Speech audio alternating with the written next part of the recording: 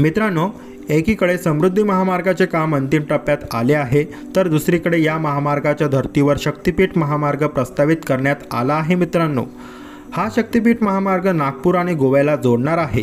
या प्रकल्पाअंतर्गत नागपूर ते गोवा असा 805 किलोमीटर लांबीचा महामार्ग विकसित होणार आहे. मित्रांनो, परंतु या महामार्गामध्ये शेतकऱ्यांच्या बागायती शेत जमिनी बाधित होणार आहेत. मित्रांनो, हेच कारण आहे की या महामार्गाचा विरोध केला जात आहे. मित्रांनो, हा महामार्ग राज्यातील 12 जिल्ह्यांमधून प्रस्तावित करण्यात आला असून या संबंधित जिल्ह्यातील शेतकऱ्यांना या महामार्गाच्या विरोधात आवाज बुलंद केला आहे. मित्रांनो, विरोधकांच्या माध्यमातूनही या महामार्गाचा विरोध सुरू आहे. मित्रांनो, तसेच सत्ताधारी नेत्यांनी देखील या महामार्गाची काहीच गरज नसल्याचे म्हटले आहे.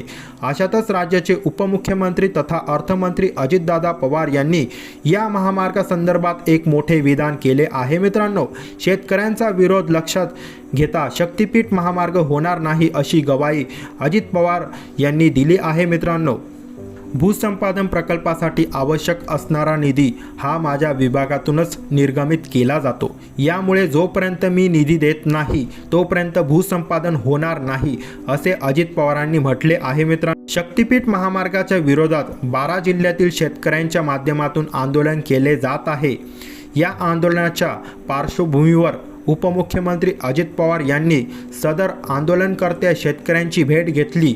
शक्तिपीठ महामार्ग संघर्ष समितीच्या शिष्टमंडळाने अजित पवार यांची भेट घेतली आहे. मित्रांनो, या भेटीदरम्यान अजित पवारांनी हा महामार्ग प्रकल्प होणार नाही अशी ग्वाही दिली आहे. मित्रांनो, एवढेच नाही तर उपमुख्यमंत्री महोदयांनी मुंबईत गेल्यावर मी या संदर्भात सविस्तर माहिती घेईन, गरज पडली तर तुमच्या शिष्टमंडळाला बोलवेन, असेही यावेळी नमूद केले आहे. मित्रांनो, या महामार्गामध्ये बाधित होणाऱ्या शेतकऱ्यांच्या माध्यमातून शक्तिपीठ महामार्गाला मुख्यमंत्री व सार्वजनिक बांधकाम मंत्री हे केवळ तोंडी स्थगिती देत असल्याचा आरोप केला आहे.